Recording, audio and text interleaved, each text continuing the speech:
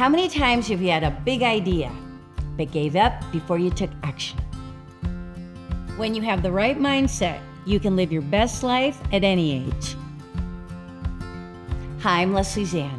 Whether you're planning for retirement or living a retired life, I want you to learn the secret to bringing your ideas to life. When we were children, we got an idea, and the next minute you know, we were doing it.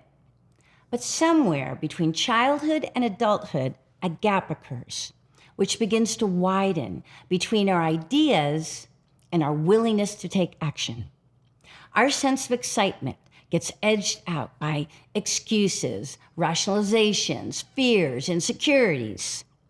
Acting on our excitement is an example of having a bias toward action.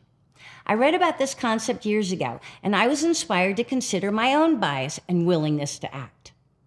By definition, bias toward action is a principle where you get excited about an idea and then take immediate action to make it happen. In essence, you move from thought to reality.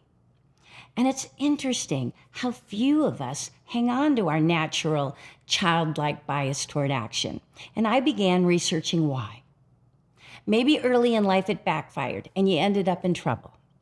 Maybe your school or work environment were so structured with rules and regulations, it stifled your creativity. Or perhaps a past failure was so devastating that you yourself shut down your bias out of fear of failing again. In any case, can this principle be rekindled? The answer is yes, and it's life-changing. When you engage your bias toward action, you automatically transform any idea from thought to reality. Here's how it works. Decide what you want. Don't overthink it. Take immediate action to make it happen. So far, so good, right? So what's the problem?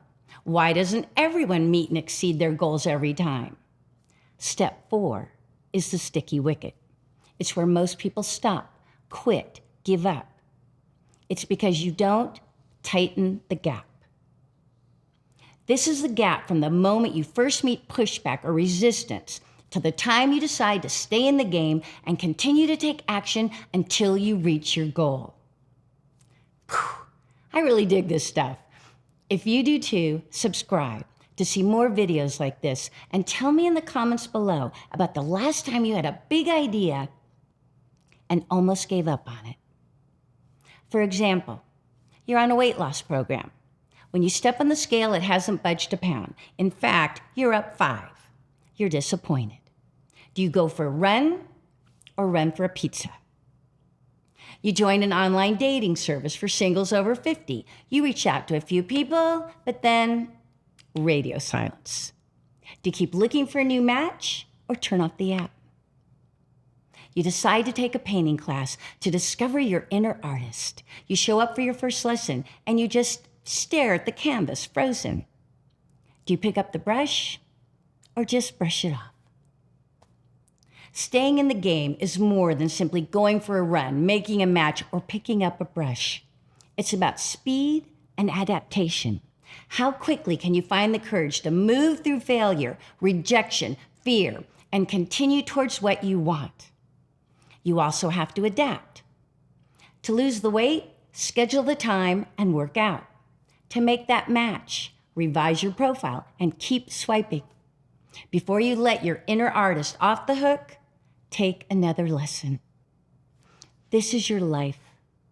When you harness your ability to move from thought into action, to bring your ideas to life, it will make the difference between merely having dreams and living them. And if you really want to live your dreams, in my next video, we'll identify the common excuses we tell ourselves that kill our dreams and why this doesn't have to happen.